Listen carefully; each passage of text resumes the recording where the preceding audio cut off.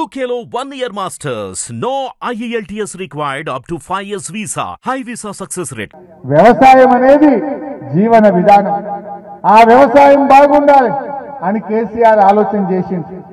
రైతు బాగుంటే రాజ్యం బాగుంటది. అందరికి వ్యవసాయ కూలీలకు పని దొరుకుతుంది, ట్రాక్టర్ డ్రైవర్లకు పని దొరుకుతుంది, వరి కోత మిషన్లకు పని దొరుకుతుంది, రైస్ మిల్లుల్లో పనిచేసే అమాలీలకు పని దొరుకుతుంది. రైతుకు చేతి నిండా పని ఉంటది, 4 రూపాయలు ఉంటాయని వ్యవసాయాన్ని కేసీఆర్ బలోపేతం చేసింది. మీ అందరికి తెలుసు, ఇవాళ కేసీఆర్ రాకముందు దొంగరాత్రి కరెంట్ వస్తుండే బాయిల కాడ.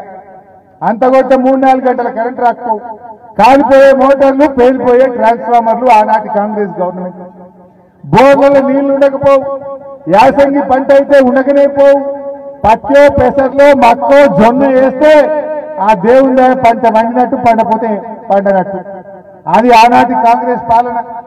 అంటే ఇవాళ కేసీఆర్ గారు వచ్చినాక మీకు తెలుసు, రాష్ట్రంలో పెద్ద ఎత్తున మిషన్ కాకతీయ ప్రోగ్రాం పెట్టి చెరువులన్నీ బాగు చేయించి, పెద్ద ఎత్తున వాగుల మీద చెక్ డ్యాములు కట్టించిండు మన కేసీఆర్, ప్రాజెక్టులు కట్టించిండు కేసీఆర్, రైతుకు 24 గంటల నాణ్యమైన కరెంట్ ఇచ్చిండు కేసీఆర్, రైతులకు సకాలంలో విత్తనాలు ఇచ్చిండు కేసీఆర్, ఒక్క గింజ లేకుండా పంట కొన్నాడు కేసీఆర్, రైతు బంధు పథకం తెచ్చి పంటకు పెట్టుబడి సాయం చేసిండు కేసీఆర్, రైతు బీమా తెచ్చిండు కేసీఆర్. ఇలా కాంగ్రెస్ వచ్చింది, ఏమన్నారు, అర్రాజ్ పాట లెక్క వాడింది. ఎలక్షన్లలో గెలవాలని అర్రాజ్ పాట వాడిండు. కేసీఆర్ లక్ష మాఫీ చేసిండు, మేము 2 లక్షలు చేస్తామన్నారు. కేసీఆర్ 5,000 రైతు బంధు ఇచ్చిండు, మేము 7,500 ఇస్తాము అన్నారు. ఇవాళ పంటలకు బోనస్ అన్నారు. కానీ ఇవాళ ఏమైంది? బోనస్ మన దగ్గర సన్నరకం వడ్డు అంతా అయినా ఎవరైనా పెట్టుకుంటే 10,000 ఇంటి మందం తిండి గింజలకు పెట్టుకుంటారు, ఇంటి మందం పెట్టుకుంటాం. సన్నాలకు బోనస్ అంటే ఎగబెట్టుడు కాకపోతే ఇది ఇచ్చినట్ట. అంటే వడ్లకు బోనస్ అని ఎగనామం పెట్టిండు రేవంత్ రెడ్డి. రుణమాఫీ అన్నాడు. ఆర్టీసీ కార్మికులు, సింగరేణి బొగ్గుబాయిలో పనిచేసే కార్మికులు, చిన్న ఉద్యోగులు, 4th క్లాస్ ఎంప్లాయీస్ కూడా ఎగబెట్టిండు. పోనీ రైతులకు అందించిండా? పిల్లల చదువుల కోసం ఎవరైనా ఇన్కమ్ ట్యాక్స్ కడితే, రైతు ఎవరన్నా ఇల్లుకు లోన్ తెచ్చుకుంటే వాళ్ళకు కూడా ఎగ్గొట్టే కార్యక్రమం పెట్టిండు. రేషన్ కార్డు నిబంధన పెట్టిండు. చెప్పుడేమో రేషన్ కార్డు లేదంటాడు. మీరు వ్యవసాయ శాఖ అధికారుల దగ్గర పోతే ఏమంటుండ్రు? మీ ఇంట్లో ఒకరికి అయింది, రేషన్ కార్డు ఇంకా నిర్ధారించవలసి ఉన్నది అని ఎగబెట్టిండా లేదా? ఇవాళ ఏ వాళ్ళు అడుగుంటూ ఇంట్లో తండ్రి 2 కొడుకులుంటే ఒకరికి అయింది, 2కి ఎగబెట్టింది. ఇంట్లో ఎవరికైనా చిన్నోనికి ఇంత కానిస్టేబుల్ నౌకరు వస్తే తండ్రికి ఎగబెట్టిండు. కొంతమందికి అయితే 3 ఉంటే 3 పొత్తులు ఎవరికి గాలే లోన్ వేవర్. అంతా మోసం. ఆశా వర్కర్లకు ఎగబెట్టిండు, అంగన్వాడీలకు ఎగబెట్టిండు, అందరినీ కూడా మోసం చేసే కార్యక్రమం. అంటే వాళ్ళే చెప్తుండ్రు 42 లక్షల్లో 20 లక్షలకు చేసిందట, ఇంకా 22 లక్షల మందికి చేయలేదట. మరి అయిపోయింది అనొచ్చా? అంటే ఈ రకంగా రైతుల్ని మోసం చేస్తున్నారు. కేసీఆర్ వ్యవసాయాన్ని బలోపేతం చేసిండు, రైతులు రాజ్యాలను చూసిండు. కానీ ఇలా వీళ్ళు పట్టించుకుంటలేదు. పోయినసారి కొండపోచమ్మ సాగర్కి వెళ్ళి నీళ్ళు వదిలి చెరువులన్నీ నింపినాం. మరి ఈసారి ఇంకా వస్తలేదు. నేను డిమాండ్ చేస్తా ఉన్నా, తక్షణమే కొండపోచమ్మ సాగర్ నుంచి నీళ్లు విడుదల చేసి చెరువులు నింపాలని చెప్పి కూడా ఇక్కడ నుంచి నేను డిమాండ్ చేస్తా ఉన్నా. నవాబ్పేట చెరువుల ద్వారా, నవాబ్పేట రిజర్వాయర్ ద్వారా అన్ని చెరువులు నింపాలని చెప్పి కూడా డిమాండ్ చేస్తా ఉన్నాం. మరి ఈరోజు మీరు ఆలోచించండి, దయచేసి మనందరం కూడా గట్టిగా ఫైట్ చేయాలి, లేకపోతే వీళ్ళు మోసం చేస్తారు. ఇలా ముసలోళ్ళ పింఛన్ కూడా చక్కగా వస్తలేదు ఊళ్ళల్లో. 2 నెలల పింఛన్ రాలే. చెప్పుడేమో 4,000 అన్నారు, ఇప్పుడు 2 నెలలకి వెళ్ళి పింఛన్ రాలే. ఈ గవర్నమెంట్ వచ్చిన తర్వాత మొత్తం 9 నెలల్లో 7 నెలలకు ఇచ్చిండ్రు, 2 నెలలు పింఛన్ ఎగబెట్టిండ్రు.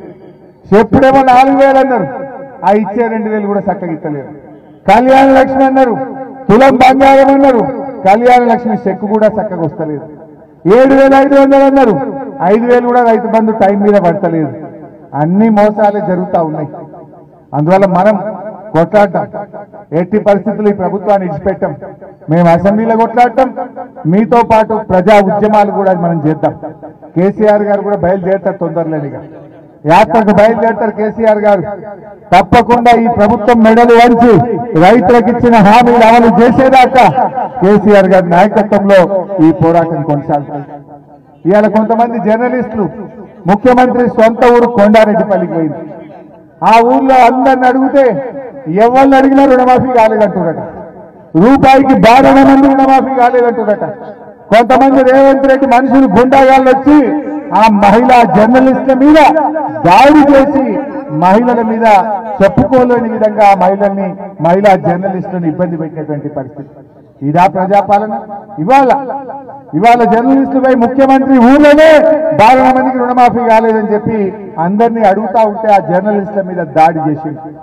మన తుంగతుర్తిలో మన గ్యాదర్ కిషోర్ మాజీ ఎమ్మెల్యే మీద, మన బీఆర్ఎస్ కార్యకర్తల మీద ధర్నా చేస్తా ఉంటే కోడిగుడ్లతో దాడి చేసే ప్రయత్నం చేసింది. ఎప్పుడన్నా మనం ఇట్లా చేసినామా? ఇది అలా ప్రజాపాలన పేరు మీద ఇందిరమ్మ రాజ్యం ముసుగులో అక్రమాలు చేస్తా ఉన్నారు. రైతులకు నోటీసులు ఇస్తా ఉన్నారు. ధర్నాలు చేస్తే కేసులు పెడుతున్నారు. ఆనాడేమో రైతు రుణమాఫీ అన్నారు, ఇవాళ రైతుల మీదనేమో రణం చేస్తున్నారు. రైతుల మీద అక్రమ కేసులు పెడుతున్నారు. రైతుల్ని ఇబ్బంది పెట్టేటువంటి ప్రయత్నం చేస్తున్నారు. నేను మీ అందరినీ కూడా కోరేది ఒక్కటి, ఎట్టి పరిస్థితుల్లో బీఆర్ఎస్ కార్యకర్తలు రైతులు రుణమాఫీ అయ్యేదాకా పిడికిలు బిగించే ఉండాలి.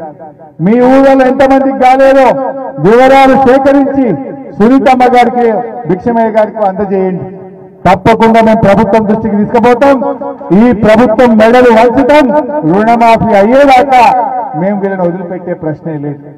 మీరు ఇలా ఇంకోటి కూడా గమనించండి, కొంతమందికి మాఫీ అయింది ఊర్లే, అయిన వాళ్ళకి కూడా బ్యాంక్ వాళ్ళు ఏమంటుర్రే, మిత్తి కట్టుర్రే అంటారు. ఈయన డిసెంబర్ 9 నాటి చేస్తా అన్నాడు. మోసం చేసిండు రేవంత్ రెడ్డి.